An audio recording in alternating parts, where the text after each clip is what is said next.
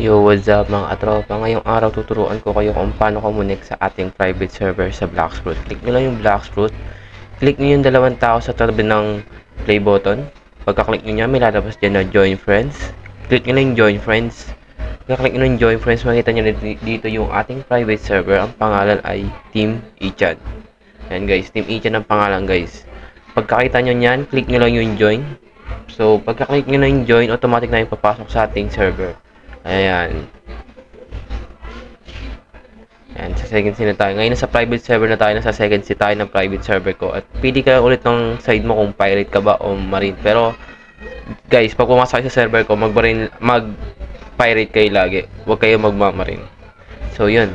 Yun, sa private server na kita. Congrats! Pwede ka na mag-farm ng payapa, tol. Bawal ang cheater dito. Yun lang. Bye-bye.